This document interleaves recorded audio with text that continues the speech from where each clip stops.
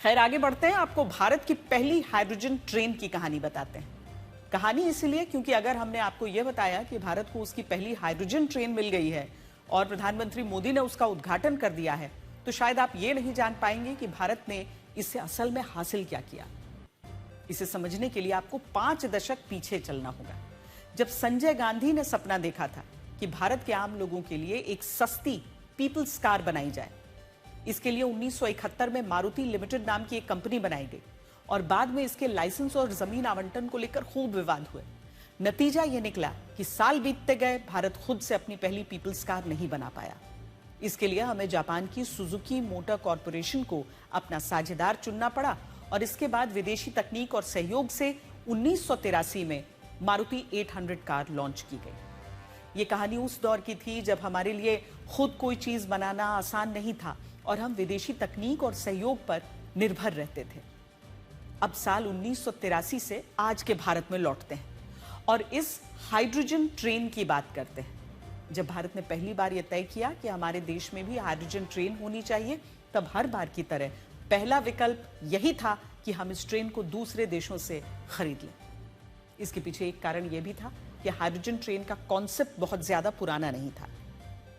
सिर्फ 10 साल पहले 2016 में दुनिया की पहली हाइड्रोजन ट्रेन को एक प्रदर्शनी में पेश किया गया। 2 साल बाद 2018 में जर्मनी दुनिया का पहला ऐसा देश बना जिसने हाइड्रोजन ट्रेन का संचालन शुरू किया और डीजल ट्रेनों का इन्हें विकल्प बनाया। इसके बाद फ्रांस, इटली, चीन और जापान में पायलट प्रोजेक्ट या सीमित स्तर पर ऐसी हाइड्रोजन ट्रेनें चलाई गई और ये क्लब केवल इन्हीं देशों तक सीमित रहा।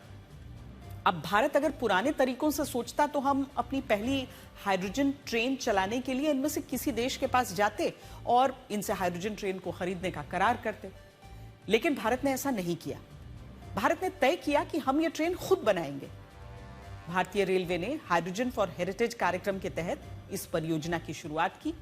2022-23 में पहली बार घोषणा की गई कि भारतीय रेलवे अपने नेटवर्क पर हाइड्रोजन ट्रेन्स को विकसित करेगा ताकि भविष्य में रेल नेटवर्क का कार्बन उत्सर्जन कम किया जा सके। ये बात बहुत ज्यादा पुरानी नहीं थी।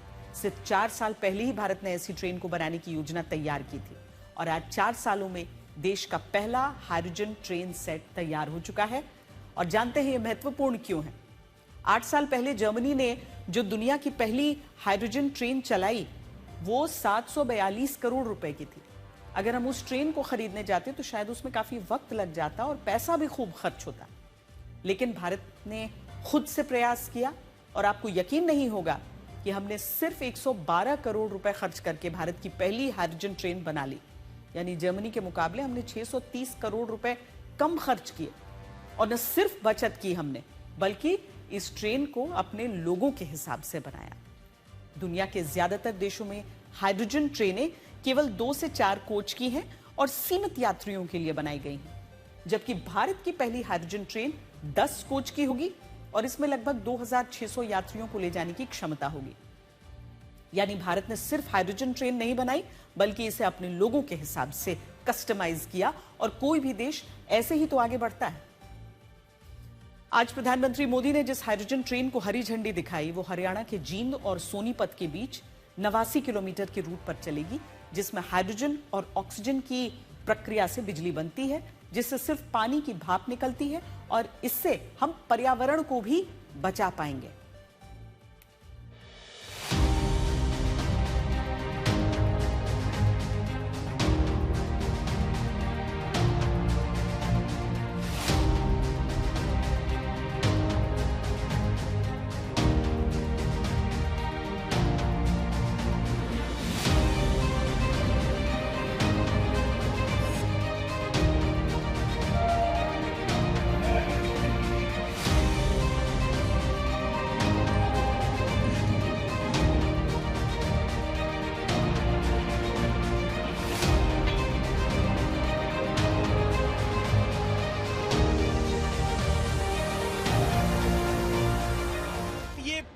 ऐसी ट्रेन है जो हाइड्रोजन फ्यूल पर चलेगी और इस ट्रेन की अगर खासियत की बात करें तो इसमें 10 डब्बे हैं, 8 ट्रेन कार हैं, 2 इंजन हैं और ये जो इंजन है वो पूरी तरह से हाइड्रोजन फ्यूल के ऊपर काम करते हैं। इसमें एक केमिकल रिएक्शन होता है जो हाइड्रोजन, ऑक्सीजन और एक मेम्ब्रेन के मिलने के बाद बनता है, और इस केमिकल रिएक्शन से बिजली का उत्पादन होता है और उसी बिजली से ये ट्रेन चलती है।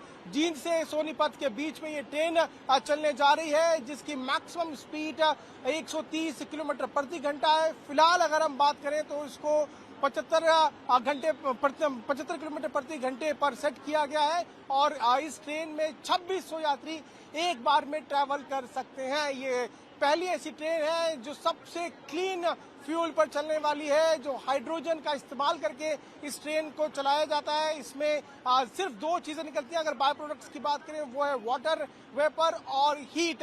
इसके अलावा किसी भी तरह का कोई पोल्यूशन इस ट्रेन से नहीं होता है, और क्लीनेस्ट मोड ऑफ ट्रांसपोर्टेशन में ये ट्रेन शुमार हो जाती है।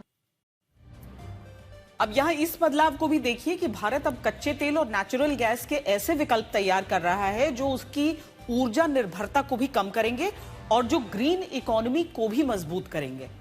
जैसे आज पेट्रोल में इथेनॉल को मिलाया जा रहा है जो गन्ने, धान और मक्के से बनता है।